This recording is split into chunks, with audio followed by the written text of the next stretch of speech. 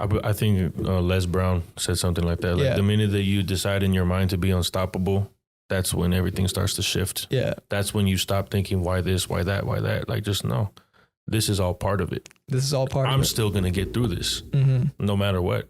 Throw everything. Throw everything. Throw everything that you have. I'm still going to be standing right here. Yeah. If I don't move forward, I'm still going to be standing right here.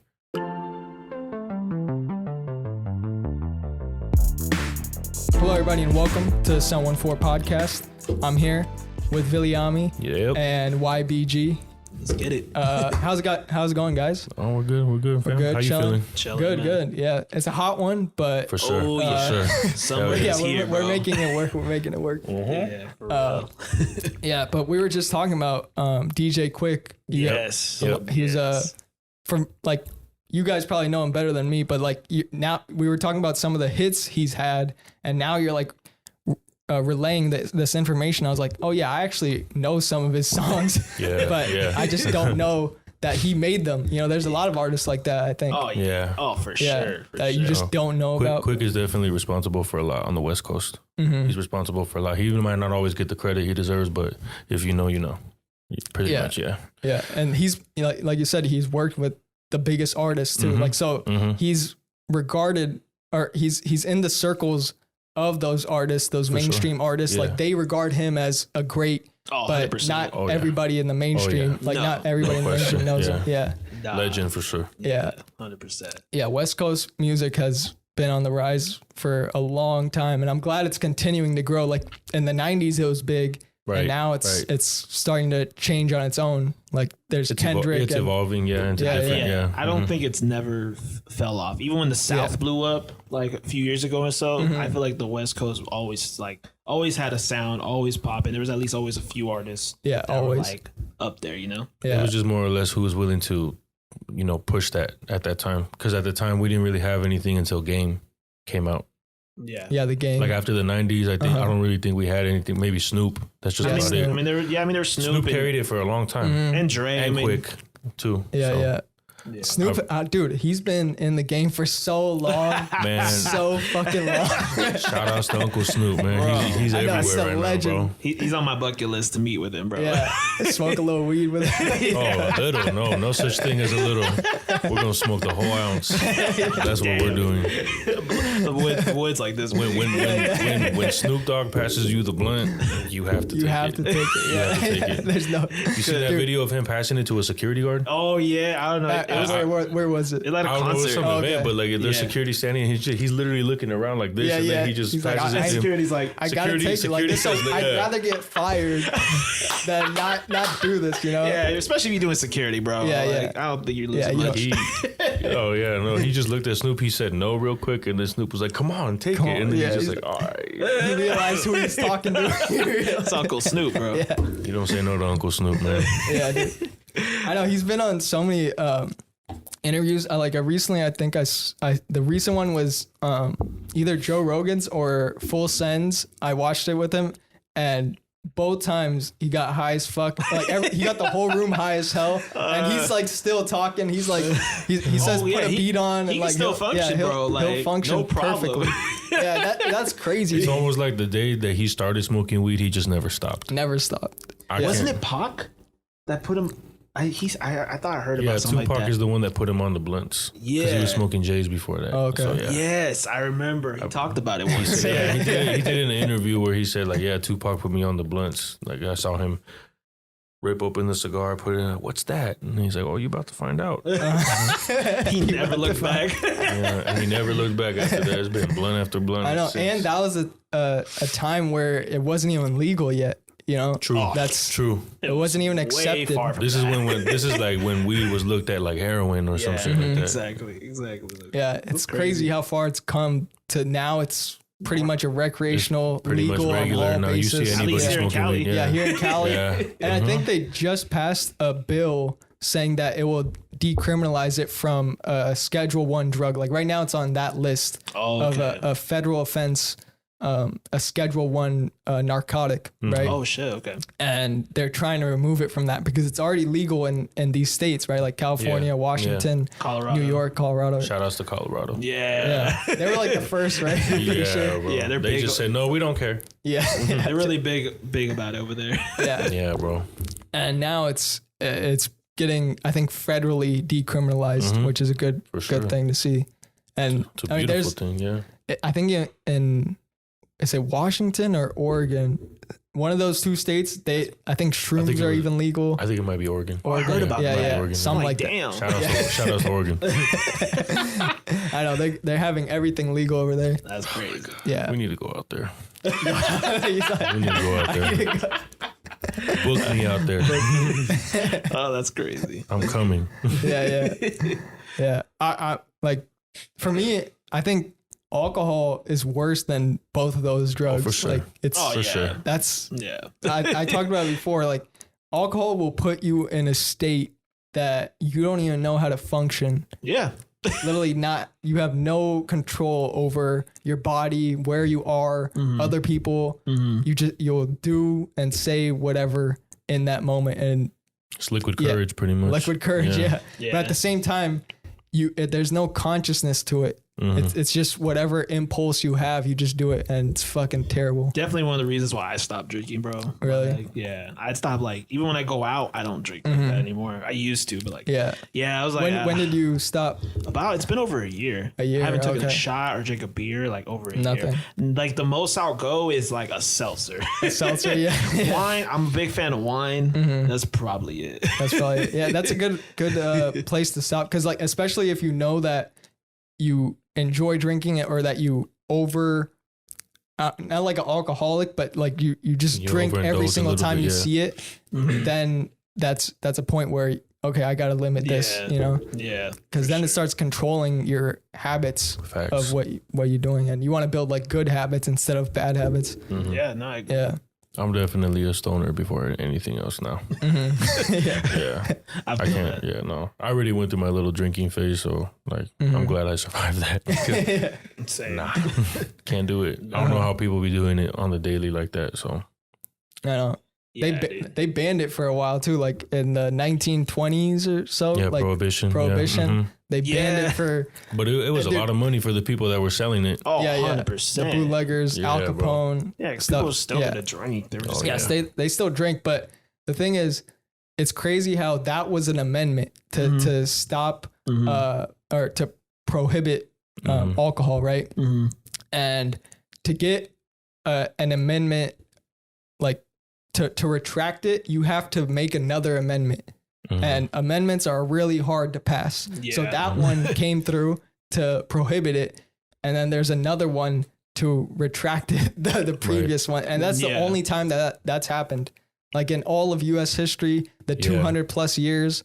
Actually, that's going to come out on July 4th. So I don't even know how many years it's going to be. But like, Who knows? It's been a minute. It's been a long minute. You think that type of regulation would be effective today at all? I don't think so. We'll go back to that like Al Capone shit. Like there will always be There'll always be a way, people yeah. that'll find a way. Yeah. You know Yeah. that it's you can't stop human will. Like if somebody wants to do it, they'll do it. True. Right. They're gonna find a way to do it. Yeah. You're right. Yeah. And even in like I'm Indian, and I've been to India a few times, and the state my parents grew up in, Yeah. that state is it's prohibited. Alcohol is prohibited in that state. Oh shoot. Like to this day, it's still prohibited. Okay. Damn. Right. Everywhere else, it's pretty much legal, and people do it, and just in that state. But I go to my grandpa's house. He has a closet full of alcohol. Right. Like, you know, it's still. Shout outs to him. Shout outs to him, bro. He was like, we're never going thirsty here.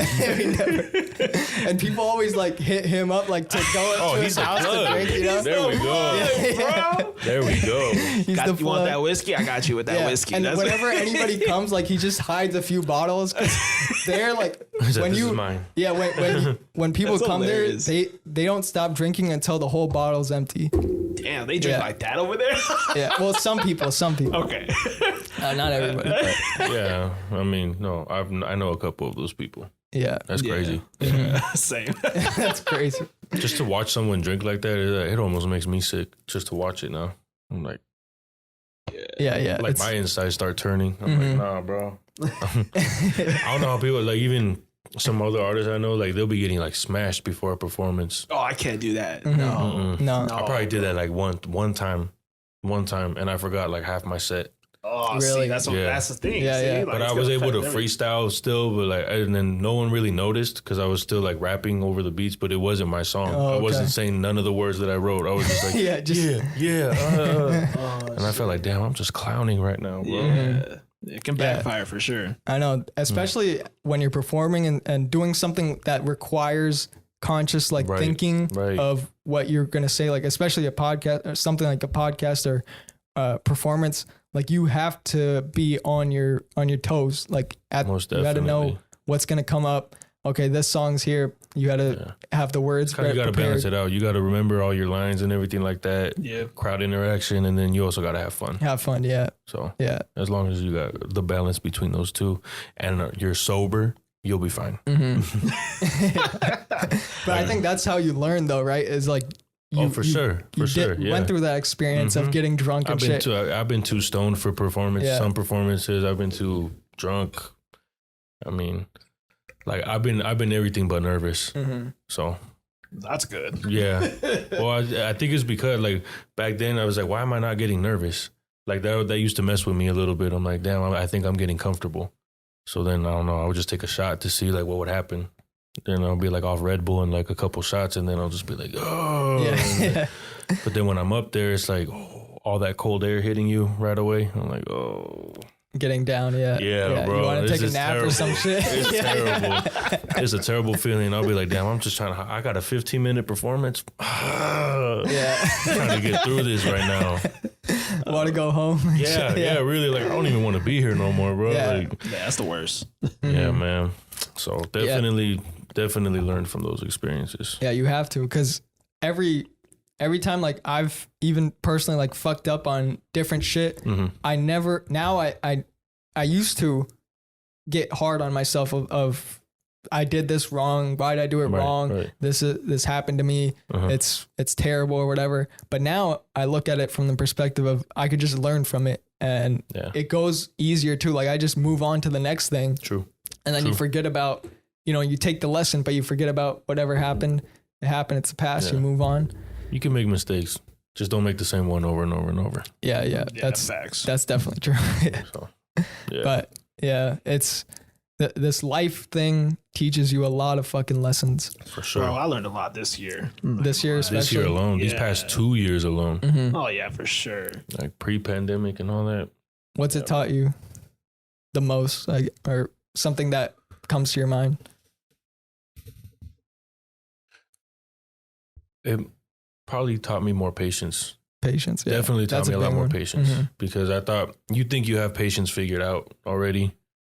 And then when something like that happens and everything gets put on pause, like we had a lot of stuff going on before the pandemic, shows, videos, music. And then all of a sudden it's like, nope. Yeah. Stop it right there. And then it's like Just lock the door. nobody, and then essentially the government's telling us like, you cannot come out of your house. And it's like, what the hell? How am I supposed to make money? How am I supposed to, like, now you got to start figuring everything out now. It put a pause on your entire life. Literally. Really. It was a pause on life. So It definitely made me not take everything for granted. Yeah. for sure.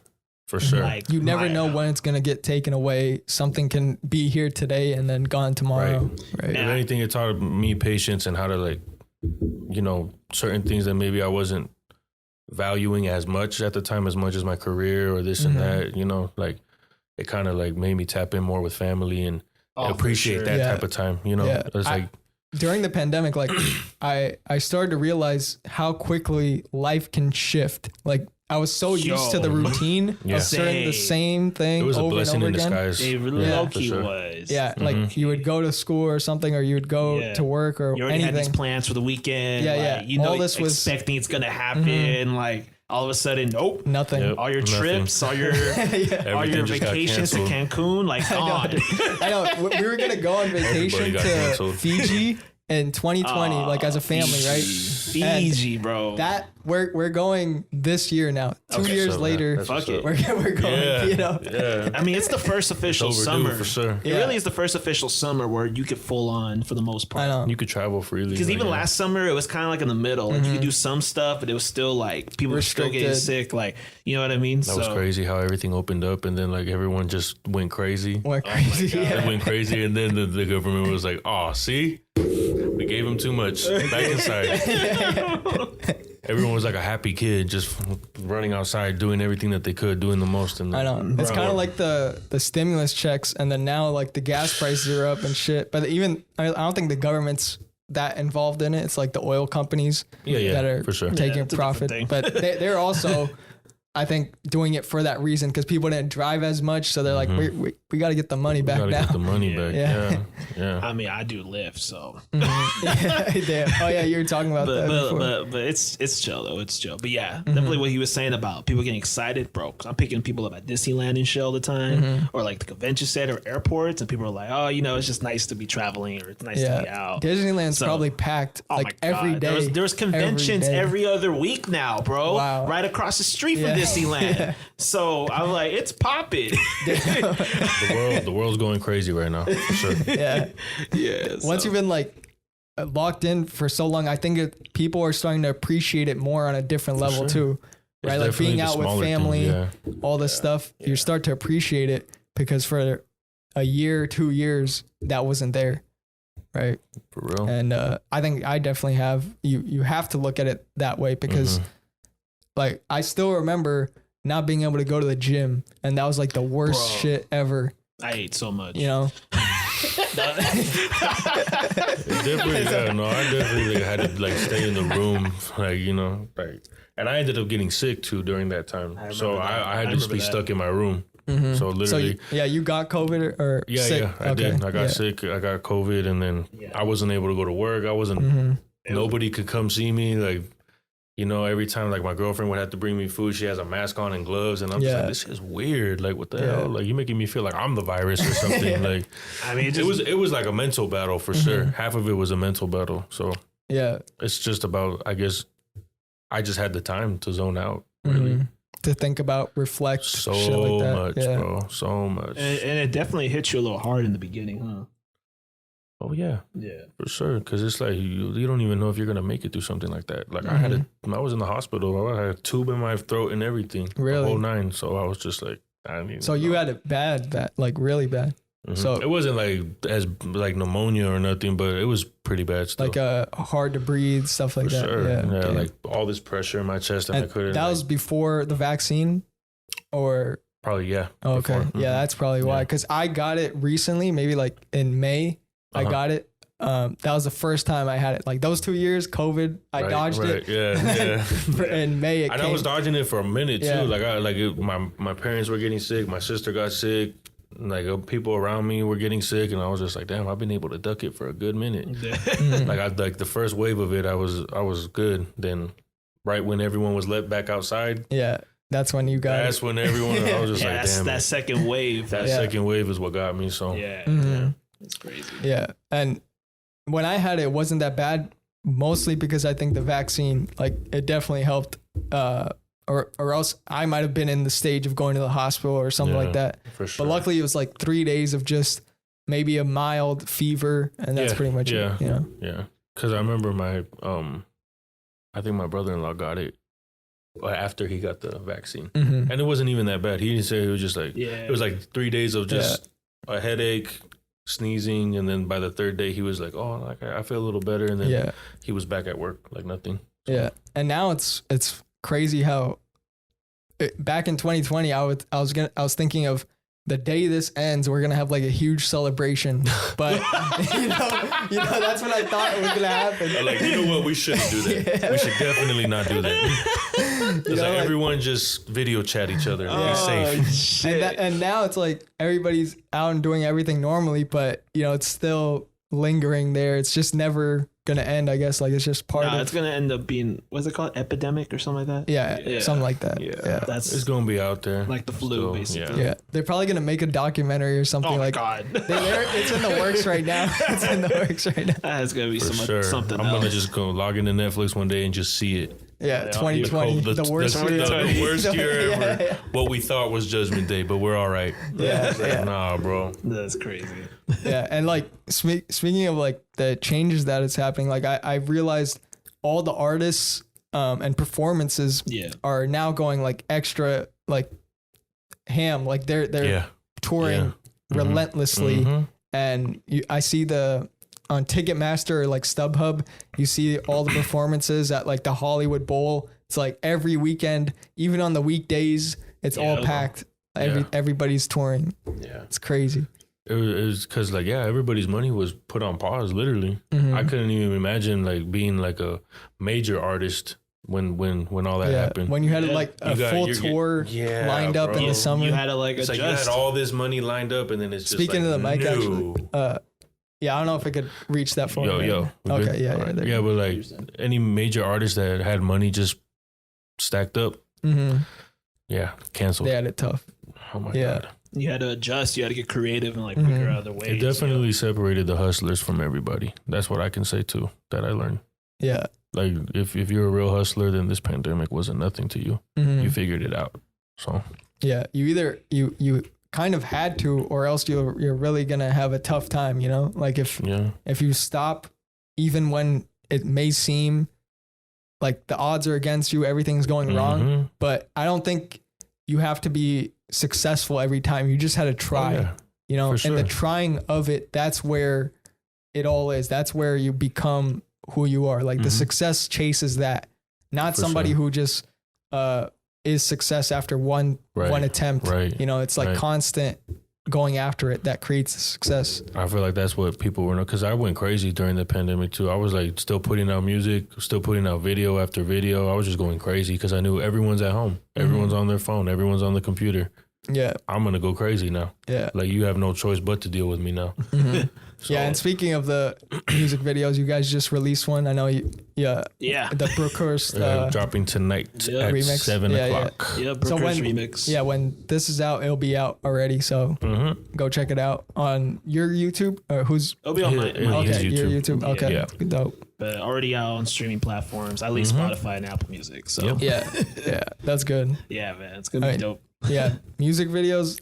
I love seeing the creativity of them, like that you could have any input you want, you know, on not only like music is an audio form, like an audio experience, a sound experience, but when you put visuals behind it, it connects with people. I think, you know, I love, music videos. I feel like it's one of the funnest parts about being an artist besides performing. You know what I mean? Just the creativity, building a team and creating a vision to life, basically. So for sure, it's fun for the most part. This is the fun part about the music, being able to stay creative, and it's literally whatever you make it. Yeah, to hang out with people that are close to you and everything that whole day or whatever. We enjoy doing the same thing. So. Yeah, is it kind of a hassle to organize though? Like I was gonna say, I think that's the harder part. The hard part, yeah. Preparing, finding the location, obviously finding the right video guy, having a storyboard, and if you have features with the artists, make sure you and the other artists are on the same page. Yeah. You know, and just coordinating everything. But once the day of comes and you start recording, that's when it becomes fun part. We're finally here. Right, cool. Now let's just start relaxing a little bit. Because you're just basically performing in the video, so that's easy. You know? You just get to show off your creation to the world, and then and when you make it cinematic, it's even more fun. Like when we did Pioneers, super cinematic, so we had to do like certain type of takes. It wasn't just us rapping. Oh, okay. It was a whole weekend of shooting. Yeah. So multiple days coming back. Yeah. Waking up early in the morning, being on set. Shooting the scenes. What else? Did you guys hire a team, like a video team? I knew someone that he shot videos for me before. And he brought a whole team together. Oh, really? Yeah. Shout out to the homie John Bo, and then Rio, who's our director. Yeah, and the whole shout team. outs to Rio. I know. Just like us talking about that, it brings me the idea of how many people are involved in making something simple. You know, like we see a 2-minute music video or a 2-hour movie, but you don't realize how many people are involved. Like those credits, it just like keeps on going and going on how many people are involved. There were in something. so many people involved with that music video. It was just John, and then they brought their people, Scout and everyone else. And then we had that fighting scene. So the fighting scene, the homies, Manny, George, Danny, everybody, like all the homies came through and just made that video something special. Cause especially that we involved like close friends of ours. They were just happy to be involved, and they were like, "Damn, we're actually a part of something like really cool." Yeah. So to be able to provide that for people, like that's a dope feeling. Mm-hmm. Did you always think that you were gonna be in music, or was it just random? Never. Okay. Never crossed my mind as a kid. I was just a kid, just taking it day by day, but never. I never had like the dream to be a rapper or be in the industry or nothing like that. Probably the most that I wanted to do as a kid is just act.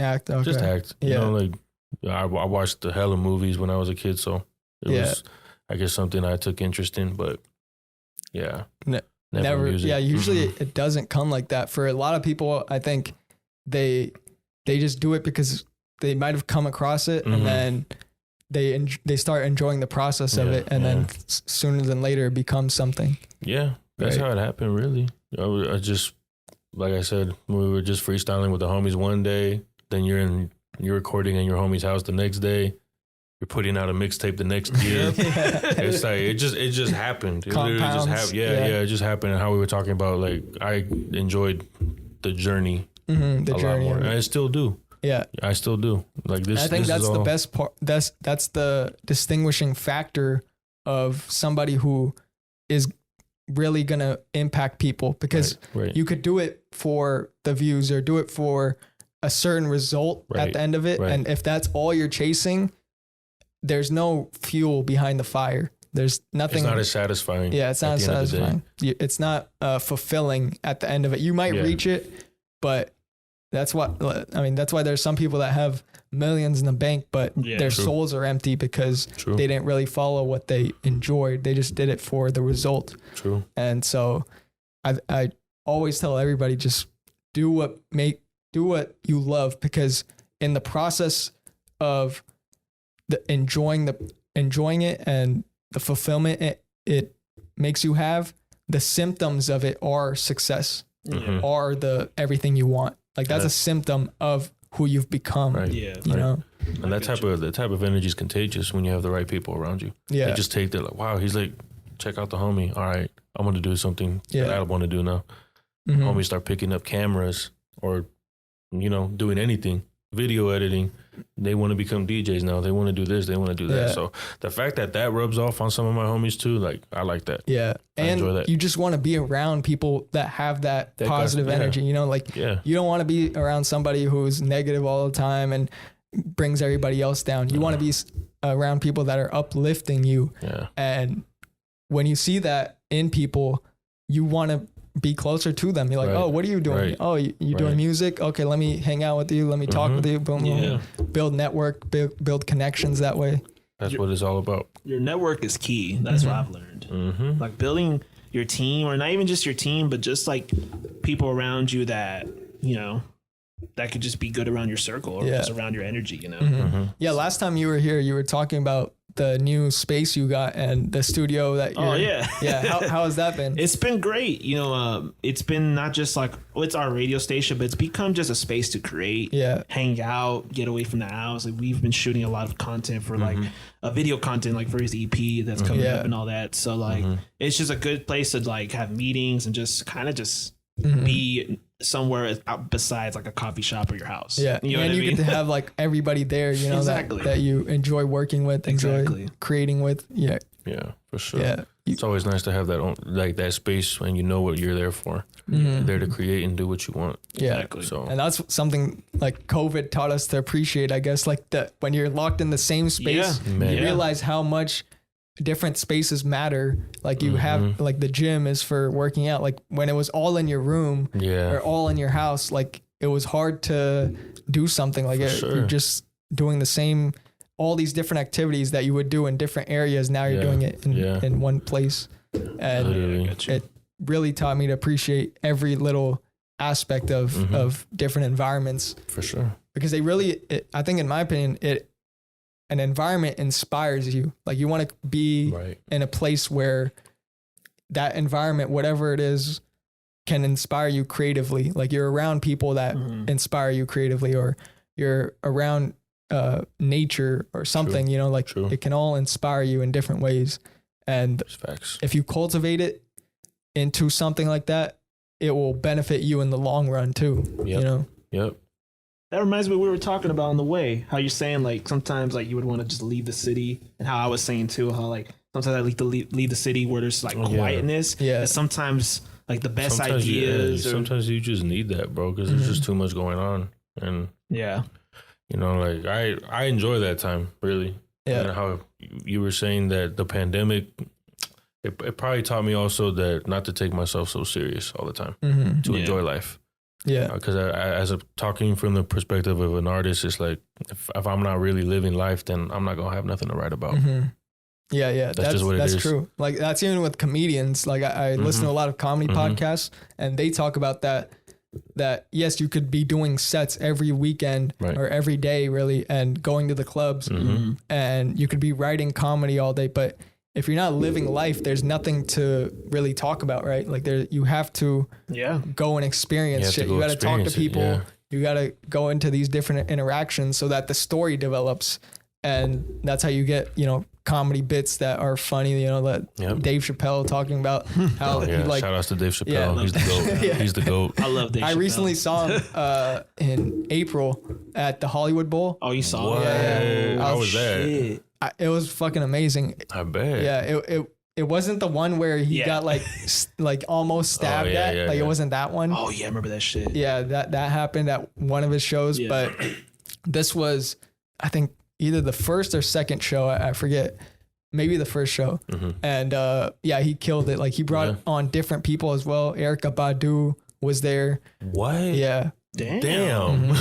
He got Erykah Badu to come outside? That's pretty dope. Pete Davidson was there. Oh, Pete Davidson. Yeah. All these, like he brought all these different talented people, and then he came at the end. It was like, I think 3 or 4 hours long. That's cool though. You're just nonstop laughing. That's dope. That's dope.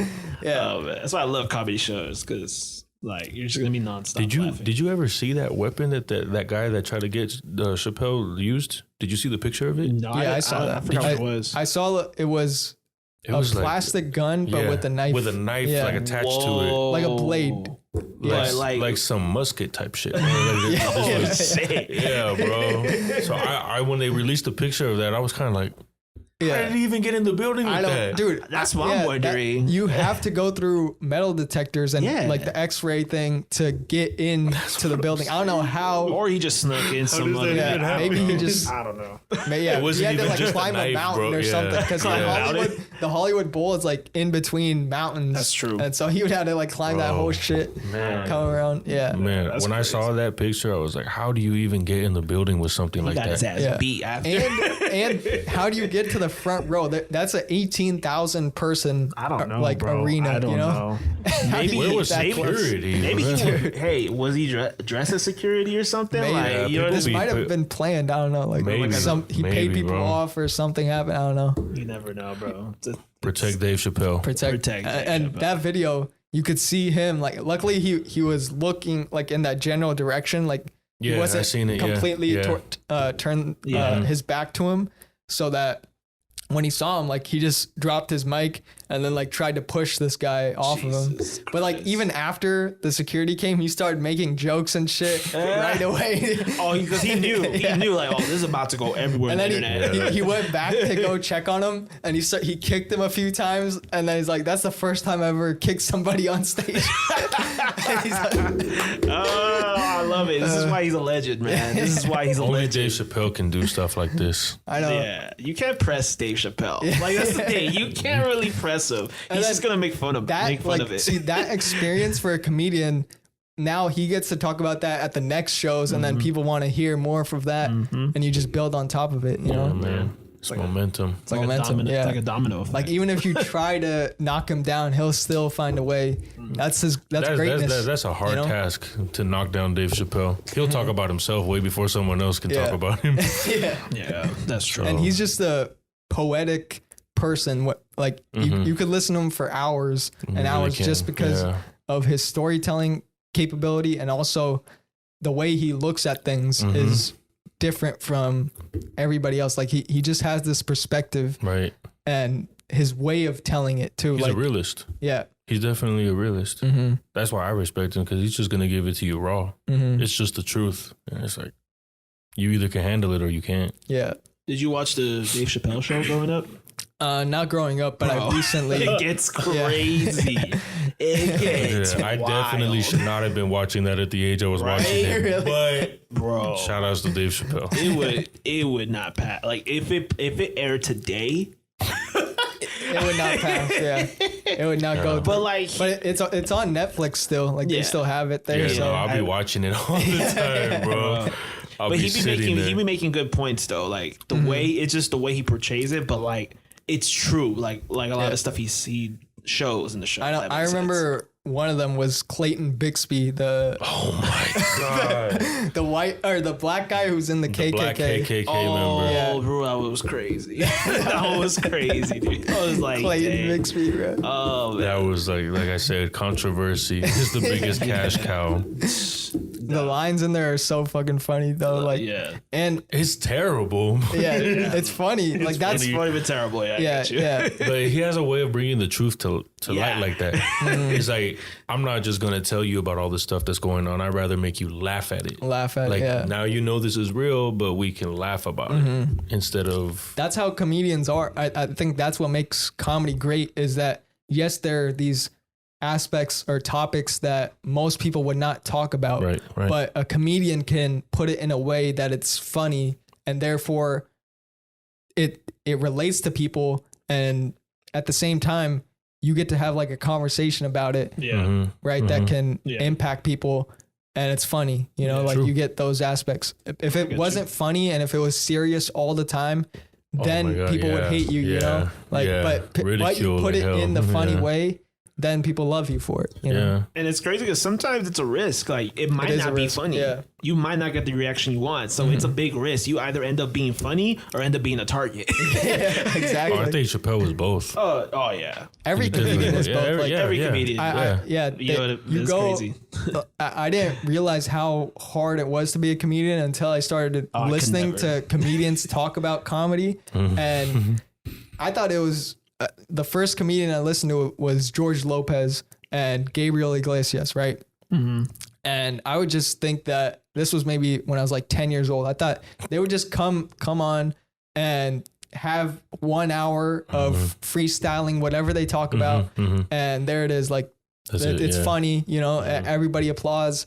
There's a whole theater of people, but really, what it is this individual working on their craft of crafting stories, specific lines, building up the audience, and then throwing a punchline at them. And like, this is all very meticulously crafted. Right. It's I didn't know that for sure. For the longest time until I started listening to podcasts and shit. Like all these, what you think's Dave Chappelle is saying like is so natural. He's actually been working on saying it that way so that feels natural. Right. Dang, that's crazy. That's insane to me. Preparation. Yeah. And shout outs to all the comedians, bro. That's like that type of mental space to do that. I respect it. Yeah. I respect it a lot. And they had to do it at least 100, if not 1,000 times over and over again. I can't do that. Yeah. And then there are times where they say that there's a way they have a funny premise, but then they don't know how to say it funny yet. So they had to bomb maybe like 50 times for it to work that one time. Okay, now I get it. This is how it works. And then you start using that. And it's just like a big puzzle. You know, all the pieces are there. How are you going to put it in? You know, I get you. It's a crazy process. That is. Yeah. I believe it. It seems like it. For real. That's why it takes comedians, I think like 30 years to be good. Like every good comedian, it takes them 20 years at least to get to that point. It's a think about that long journey too. Like just the shit they probably go through. The grind. The grind, the turning points. You know. The disappointments, all of that, bro. Yeah, the yes and no's, like just like in music too. Same thing. Just like music. I think anything that's worth having is hard. Of course. Anything worth having is hard. Facts. You miss all the shots you don't take. Yeah. And True.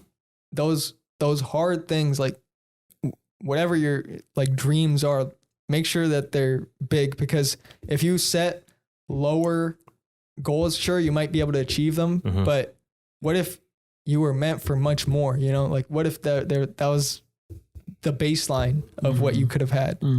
And that's how I look at it. I think just shoot for the stars, and even if, like, I think Les Brown said, shoot for the moon, and even if you miss, you'll still be among the stars. Facts. Yeah. Shout outs to Les Brown. I listen to him. I listen to him a lot. Yeah, I love that guy. His storytelling is also it's so hard not to amazing. Like, you know what I mean, get caught up in what he's saying. Yeah. It's so hard because like it's like you could be having the worst day ever. I'll just listen to a couple of his videos or his interviews, and it's just like he's like, you feel like he's there talking to you. Yeah. You know what crazy. I mean? Dude, he's one of the best speakers I've ever listened to, For like, sure. period. Because For sure. he probably works like a stand-up comedian too, of just like having to do it so many times, but having enough energy like that for like all these people. For all these people, that's crazy. And he does it for like an hour straight, talking, you know? I performed hour sets, and I'll be tired as hell after that, An bro. hour says something else. That's crazy. I performed for an hour, and then that's something else. Really? It's exhausting as hell. But when the crowd is into it, it's worth it, Yeah, though. when the energy is coming reciprocated back to you. Yeah, you don't even think about it after that. But like there'll be like the little shifts between the sets where everyone's just kind of standing there and like they're vibing out, but they're not really there yet. So it's like, damn, I got to turn it up more. I know. All right, I'm going to start doing more. So yeah, it's Do fun. you work on like breath control or certain skills in your voice to get it to that place so you have the endurance? Yeah. More recently, like we've been just doing rehearsals, just booking rehearsal times and stuff like that, just to go over and stay comfortable with the performance and the songs that we're doing at the time. So yeah, but even when I'm just there, like anytime my songs come on, I'll just rap along to it. Yeah, or the repetition of it. Yeah. Because after recording a song, it's like you hear it so many times already within the process of it being mastered, mixed, and this and that. Yeah. So I just like don't listen to it after that. After I drop it, I probably won't listen to it for like a week or two. But then it'll pop up, and I try to see if I remember it and go over it. And especially if I know I'm going to perform the song, so I'm like, I need to get comfortable with it right now. So. Yeah, that process of creating it, I don't think the majority of people, like the public, understand how many times an artist like repeats the same shit over and over again to like, okay, I need to make this tweak here, this over here, adjustment this, all right, redo that, come over here, do this, you know. Levels, all that. All that. It all matters. You don't know how many times I've had to rewrite a verse, like just because it wasn't hitting right. You know what I mean? But then when I finally got the right verse, it was worth it. You know what I mean? Yeah. So it just takes patience. Yeah.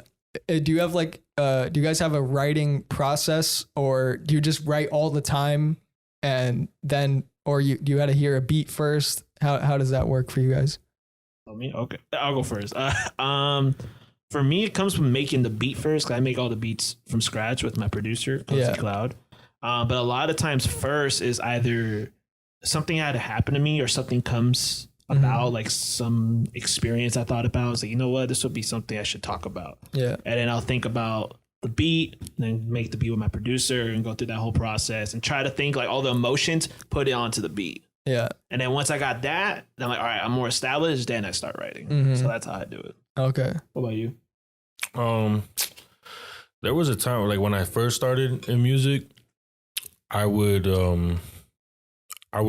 just be writing, because I started off just with poetry, not even music. I would just write all day.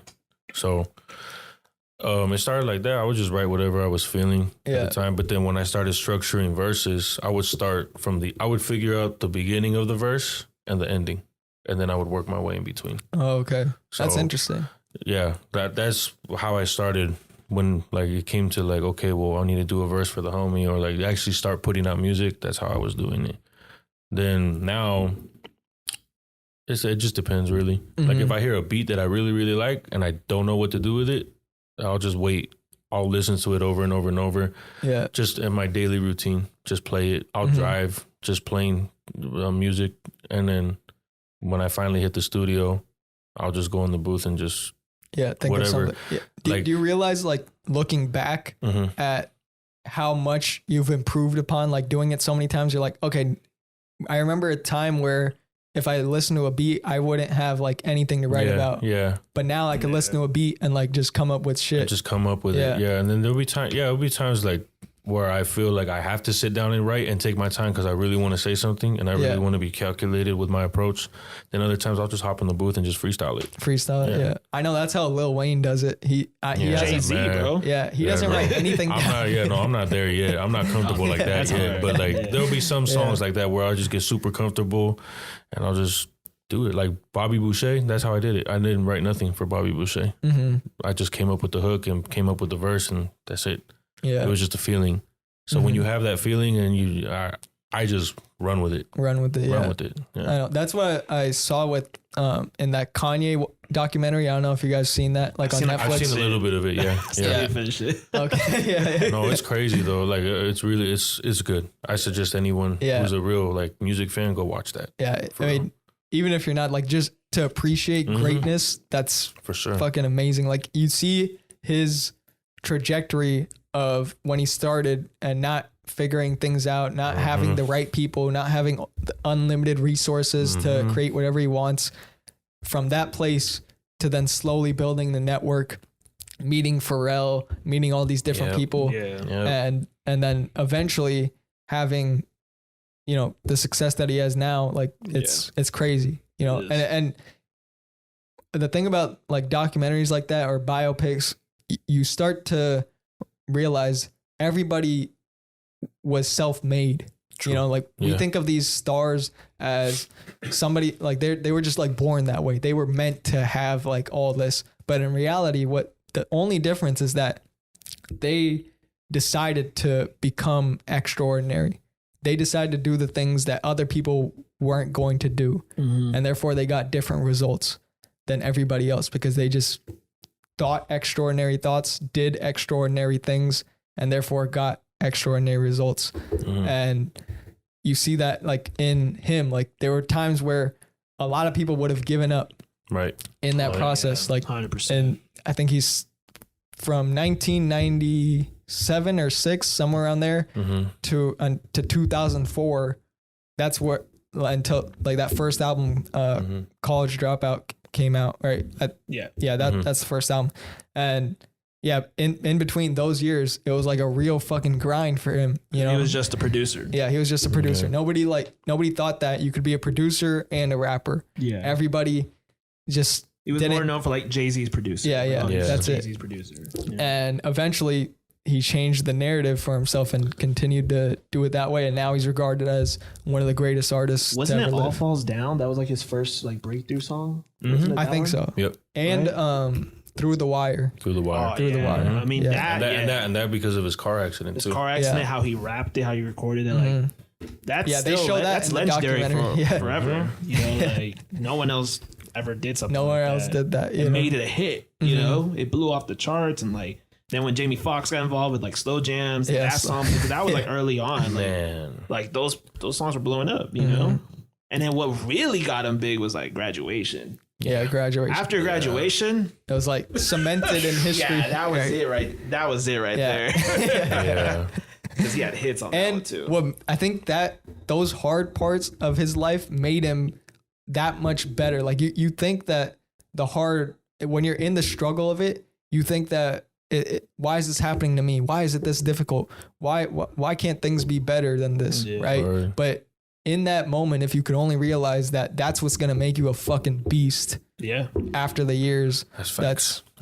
That are coming, you know, you're going to be able to go through anything. You'll be unstoppable in any situation. I think Les Brown said something like that. Like the minute that you decide in your mind to be unstoppable, that's when everything starts to shift. Yeah. That's when you stop thinking, why this, why that, why that? Like, just know this is all part of it. I'm still going to get through this no matter what. Throw everything that you have. I'm still going to be standing right here. Yeah. If I don't move forward, I'm still going to be standing right here. Yeah, when that's a commitment, and you see in the documentary when he makes it, it's like that through the wire. Like when he got in that car crash, like something different was in him. Like he knew how quick his life could have been taken. Right, when you don't have to be in that life or death situation, but for him that happened to him. Right, and that trajectory made him like really. It could have made or broke him, really. Yeah. And he just decided it's just a decision. Like, this is not going to break me. You just decide that in your mind already, and it's like half the battle's won already. Yeah, that's all it is. I think it's crazy how that's how like the life works, or the universe or whatever. Right, is your belief in it has, I think, 90% of the work. Like that's 90% of what's going to get you there. The other 10% is like the action, but that action only comes with the idea, with the belief. Right. Like I've said this example many times of me in the gym. When you're in a positive, like when you believe in what you're doing, or you believe that you could lift this amount of weight, you actually do it, and when you don't, the weight seems heavy. You think, oh, I'm tired today. You make up all these excuses, the fears, the doubts, but now your actions are off because of that thinking. So it's not the actions that you got to work on. It's the thinking, because the thinking creates the action. Right. That's going to allow you to get there. Yeah, that's a good way to put it. That's facts. Yeah. That's really how it is. It all starts with you. Yeah. And the second I realized that, I was like, oh wait, I was looking at shit outside to change. I was looking at my actions to change. I was like, no, I got to focus on me, my thoughts. And then you slowly realize everything outside just changed because I changed. You got to change it. You got to change it in here first. Yeah. That's the biggest realization I've ever had, like doing just that. Really? And I that's why I talk about it too, because I want that for literally every human on the planet. Yeah. Because there are too many people that it's just ignorance. Like people would do better if they knew how to. That's it. There's no lack of working hard. A lot of people work hard. Some people just don't have the knowledge of what it takes to like work on yourself. Like I don't know if you know Jim Rohn. He's also a great speaker. I've heard of him. You've heard him? Yeah. He says, you should work harder on yourself than anything else. Most people work harder on their job. Most people work hard on their actions. But if you work harder on yourself, you could do anything you want, And so that's stuck with me a lot, because like I said, the actions change because of the thinking. And the moment I started changing my thoughts, then the actions started to come too. Like it's all ideas at the end of the day, right? Like we don't do anything without ideas. We think of it. You think of running and then you run. You think of creating a song and then you make a song. You create, or you think of doing anything, painting, whatever it is, cooking. You think of it first and then you do it. So change the thinking, and all of it like falls in line. True. With it. I agree. Yeah. And it's a crazy process to do that. Like it's really hard. I'm not saying this is an easy thing. No. Like it's the process of changing. I know all of us have gone through that, like change, like growth. What's the growing pains, right? That's what they call it. Right. It's not like growing and it's easy. It's a pain to grow. And there's a quote that says it's hard to grow because you are the sculptor and the marble, meaning that you're chipping away at yourself when you're growing, So it's not going to be a effortless journey. It's going to like take everything you have, and it's going to really demand a lot from you. That's when you find out a lot about yourself, though. That's when you learn more about yourself. You get to know yourself through all that. Yeah, a lot better. So that's why I look up to Kobe a lot, because he was really big on that.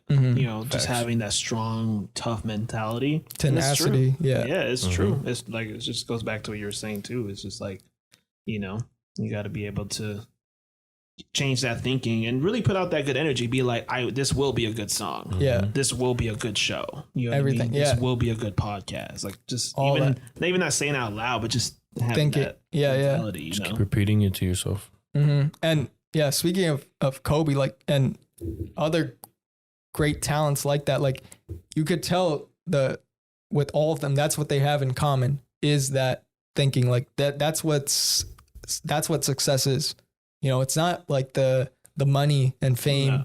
Like another Jim Rohn quote is like, success is something you attract by the person you become. That's that's crazy. You know, like it's not something you chase. It's not something you go after. It'll forever elude you, he said. Right. It's something you attract by the person you become. And so your job is to become a person worthy of it coming to you. And once you do that, it will start to chase after you. Like you will be put into positions and opportunities will come and find you. And you don't know how it's going to happen. Mm-hmm. That's something you just got to trust. Like, you know, LeBron didn't know that if he went to the Miami Heat that he would win championships, right? Like he didn't know that. But I could tell you his mindset was before that I'm going to win a championship. Oh, that's how it happened. Yeah, it's because the mentality. Like we talked about the unstoppableness. Mm-hmm. Like that was him. Nothing's going to stop me from winning a championship. Not at all. And the opportunity came, Miami. Now like Chris Bosh came, D Wade came, and then it happened. Yeah. But it's because of the mindset that got you to that result. Word. That's word. Yeah. Yeah. It's wild. And you look at a lot of people like that. You look at, successful people in all aspects from, cooking to fucking, athletes, like we mentioned, and business. Mm-hmm. It's all the same shit. If you just learn a few principles, a few like mental principles, your whole life can change. Yeah. You start applying it to everything. Yeah. And not only can you change, you'll start to realize that other people around you now live better because you decide to make changes in your life. Energy is everything. Yeah. It's super contagious, bro. Super contagious. Yeah. And that's the biggest aspect in my opinion, is being able to be a positive person. And we talked about that. You want to be around people like that. And I've seen too many people get in the idea of that they're not like worthy of having, whatever they want to have. Mm-hmm. And I tell them like, no human lacks the capacity to do it. Like no human lacks the capacity to create whatever they want. Like, I don't know what it is that you guys want, or anybody listening to this. I don't know what they want, but just know that you do not lack the capacity for achieving it. No human does. It's only the belief that you think that this is all you could have, and therefore that's it. Right.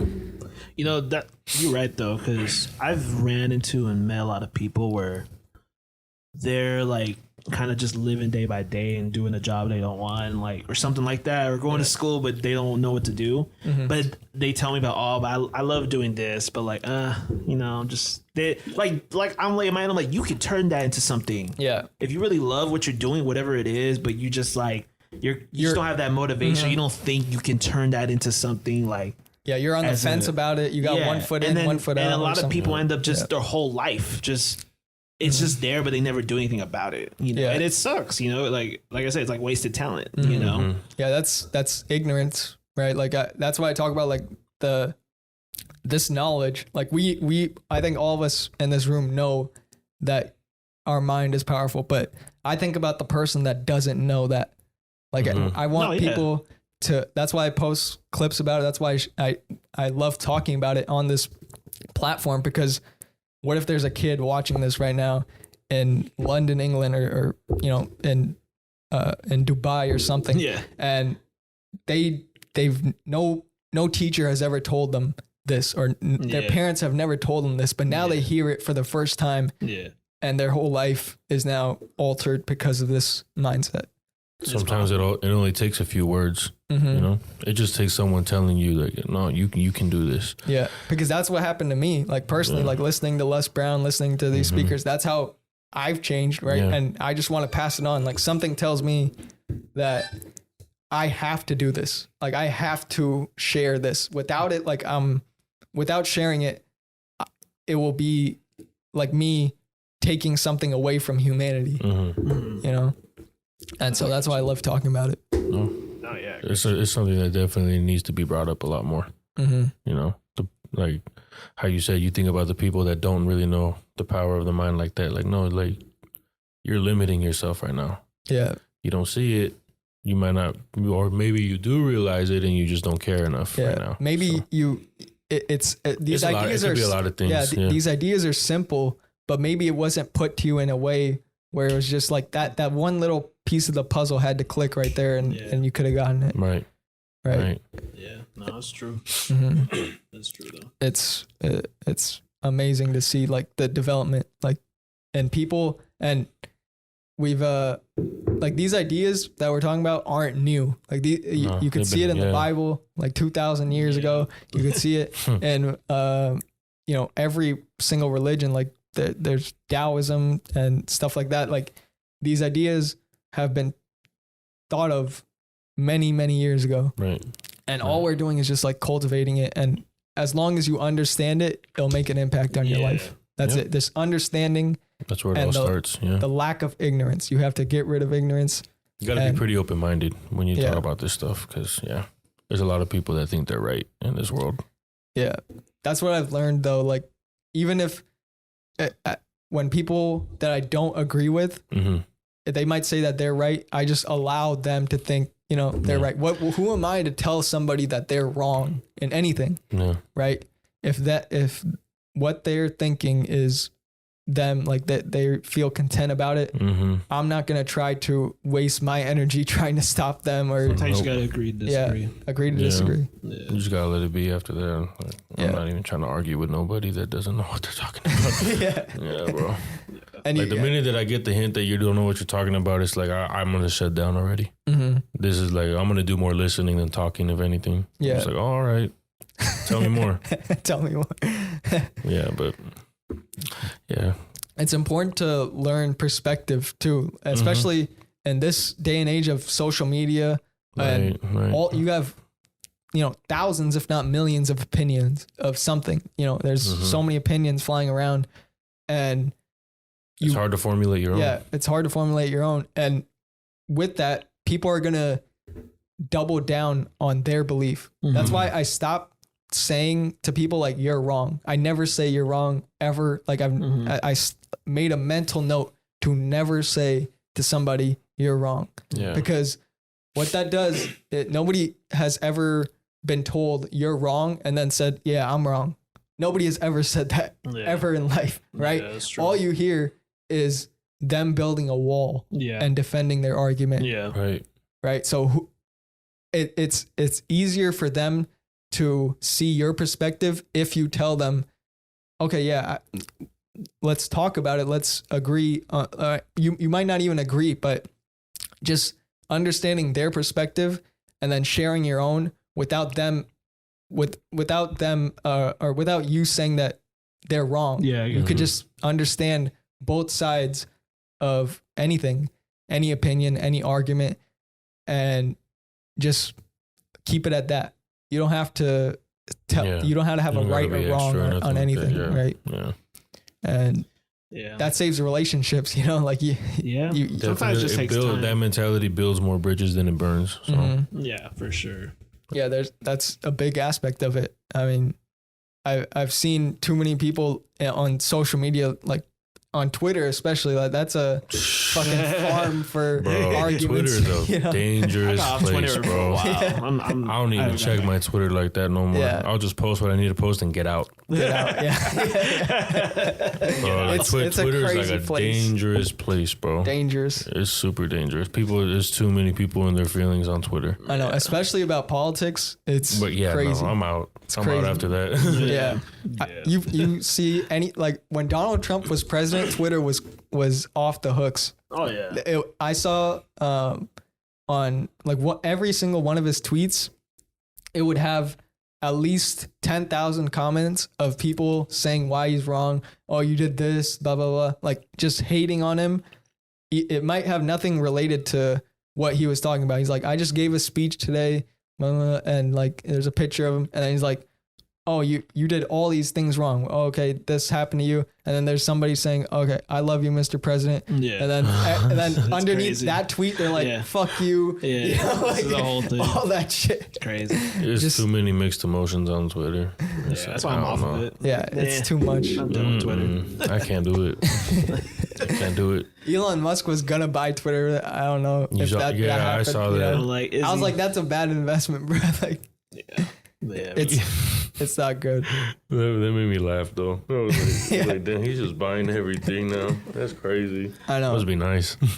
Yeah, I mean, he has the finances for sure. Like, That's what I'm saying. But it must be nice. But yeah, wake up one day. I think I'm gonna buy Twitter today. Yeah. But even his journey is crazy. Like, true. He might. Yeah. He didn't start from like a well-off place. Yeah. You know, like what was it? I watched a SpaceX documentary, like his company that builds rockets and stuff. And his company at one point they were seeking finances to continue the company, right? Like they rockets, it takes a lot of money to make rockets and go into space. And so there was an offer from NASA, but they just had to have one successful flight, right? They were given like 3 opportunities and they failed the first 2. And so they had to make this 3rd one work or else the company's done. Like you blow if the rocket blows up or anything goes wrong done. And with a rocket, literally nothing can go wrong. Like if one bolt can't get loose, like nothing can go wrong. Everything has to be perfect.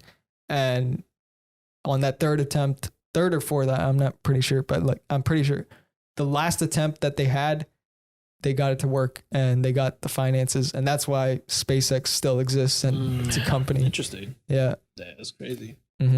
That's crazy, bro. Elon Musk, man. Yeah.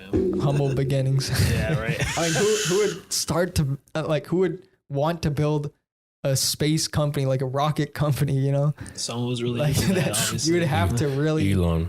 Yeah. Elon. You would really have to love it because I don't even know where to start. Oh, yeah. Like I don't know where to start. You would have to love it and really know it. Really know it, yeah. Simple as that. And he's not even aerospace engineer or anything. No. Like he just read books about space or books about rockets and then hired people. Just build the right team. You know, build the right team. Build your network. That's crazy, bro. It's wild. Go back to it. I respect it though. I like hearing stories like that. Yeah. And then that's why you see like with great risk comes great reward, and now he's the richest person in the world. For sure. Exactly. Crazy. Yeah. Let's see how long we've been going at, brothers.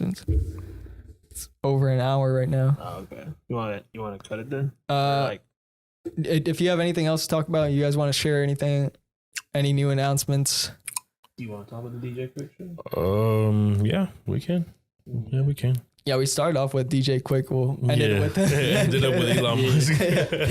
Fuck it. Yeah, we can end it with versatility. Yeah, July 16th, we're gonna be at the Garden Amphitheater, live with DJ Quick and Sugar Free. Sugar Free, okay. If anybody's looking for tickets, it'll be $35 a pop. You can hit me up on Instagram, Villiami, Villiam, 3 I's at the end. And yeah, just DM me. Yeah, on Instagram, right? I'll link it in the description so that it's easy for people. Sure. Yeah, for sure. And it's gonna be dope. Just it's gonna be a great show. Every time. Have you met him before this, or you're just gonna meet him at the show? This is my first time doing opener. I'm just featured in this set. Okay. I opened up for him one. I did meet him like briefly. Just like a what up type. Yeah, it was like a short little 12-minute, 7-minute conversation. That's still cool. Yeah, you know what I mean. So he did like drop a few gems on me, and you know it was just cool. It's good to see people that have been like veterans in the industry, like and share knowledge. Still humble. Yeah, still humble. So Quickie's like definitely one of the most like humble OGs that we got out here on the West Coast for sure. Yeah, he's always looking out for the next generation, and because they realize, I think, like, yes, we've or that other people did that for me. You know, he probably had somebody that brought him up, so I had to do it, you know, for the next generation. I'm sure he had rejections too. DJ Quick, I'm sure he had rejections. Well, that was him, and I think the Penthouse players. They were the ones that really give quick he was producing for them first. And so that's how everyone kind of got familiar with him. And then he started doing his stuff and then took off. Damn. So then, yeah. So, now you're going to be doing a show with them. So yeah. So it's my second show with him. So I'm definitely excited. Yeah. So every time that Quick comes to Orange County, it's always a big party. So yeah, that's amazing. Make sure y'all come out. Yeah, check that out. I'll link both of your guys' Instagram in the description. And it was good to have you both on, man. Thank you. Yeah, thank you for having us. Appreciate it, man. Shout out 714 Podcast. Yeah, Yes, sir. thank you. Yes, sir. And hope you guys enjoyed it as well. Have a great week and peace.